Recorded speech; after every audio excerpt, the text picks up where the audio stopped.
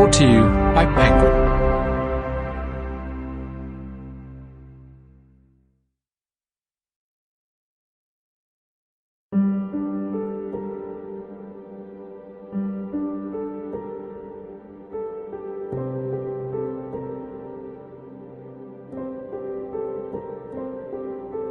Adnan's Story: The Search for Truth and Justice After Serial, by Rabia Chaudry. Read for you by the author.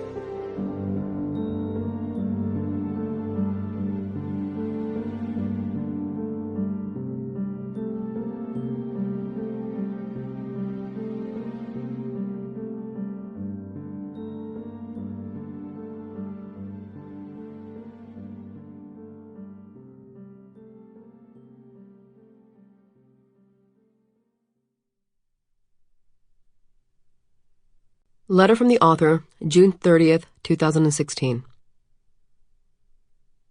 On June 30th, 2016, the Honorable Judge Martin Welch vacated Adnan's conviction and granted him a new trial as a result of the post-conviction relief hearing in February of 2016.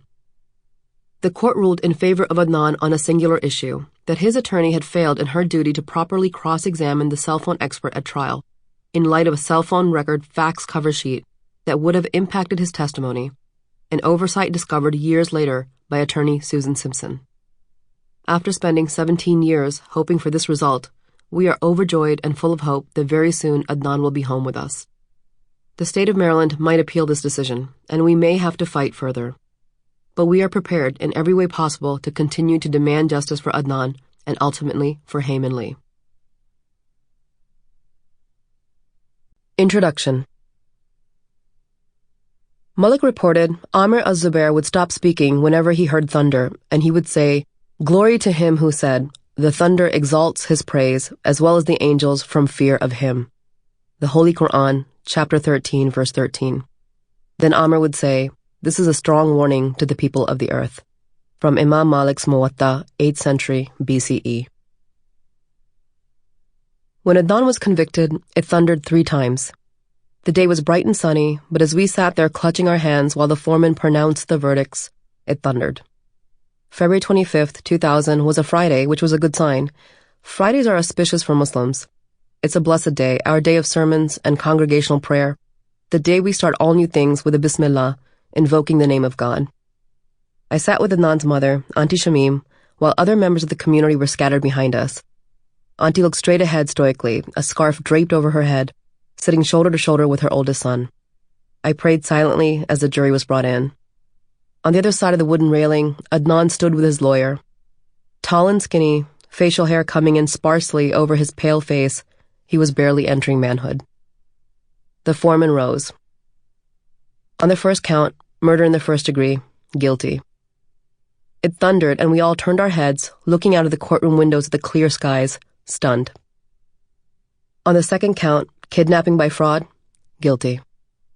Then it thundered a second time, and we again turned our faces, scanning the sunny outdoors, confused.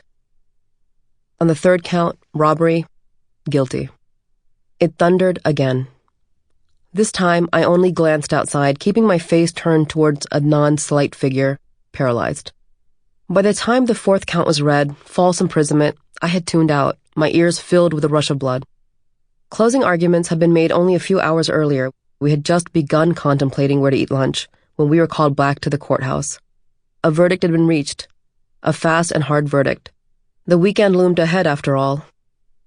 The bailiff approached Adnan and closed cuffs around his wrists and ankles, the same ones he had worn shuffling in and out of court day after day. There were audible gasps and sobs, some escaping me as I rocked back and forth in my seat, repeating, "No, no, no, this was not actually happening." We were told this was not going to happen. Then Adnan turned to us, his mother, his brother, his friends, his community, and said, "It's okay. I didn't do it. Allah knows I didn't do it." Adnan Syed was 17 when he was arrested for the murder of his former girlfriend, Heyman Lee, in 1999 in the suburbs of Baltimore, Maryland. He was convicted and sentenced to life plus 30 years.